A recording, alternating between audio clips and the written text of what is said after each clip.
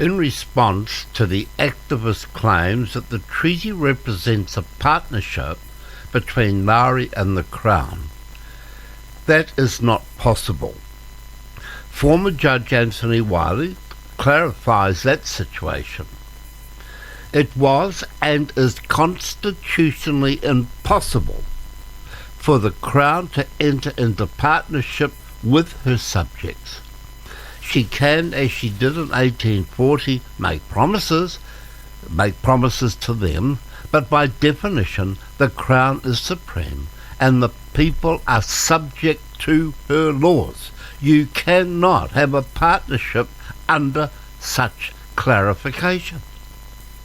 In spite of claims of a partnership having no legal foundation, it has not stopped those pushing the sovereignty agenda from misrepresenting the situation and continuing to use the partnership fiction, yes, the partnership lie, to justify their demands for power. Then there is the fallacy of Maori disadvantage that underpins calls by tribal leaders for race-based control of social services. As the Department of Labour senior analyst Simon Chappell found in 2001 report on Maori socio-economic disadvantage, Maori disadvantage is a complete myth. Generally speaking, being Maori does not cause observed average earnings and employment gaps.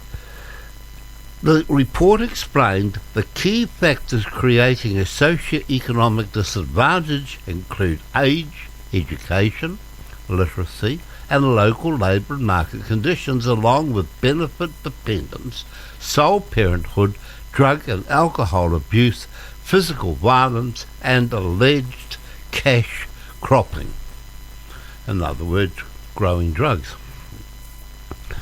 While Dr. Chappell concludes race does not explain the socio-economic failure, he warns that race-based policies are being used to enrich the Maori elite.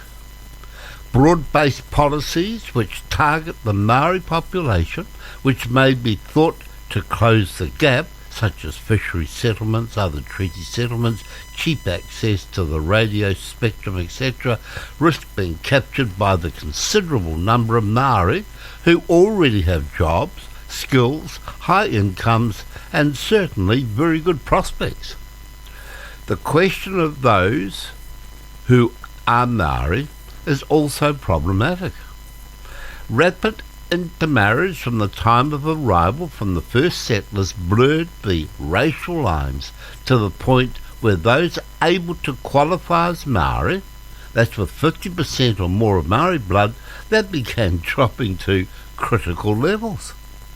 As a result, the Labour government changed the law under the 1974 Maori Affairs Amendment Act. Anyone with Maori ancestry, no matter how distant, can be officially defined as Maori.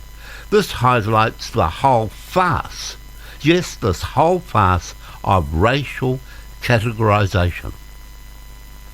As David Round explains, virtually all Maoris are of mixed Maori and European descent. We hear of the alleged browning in New Zealand.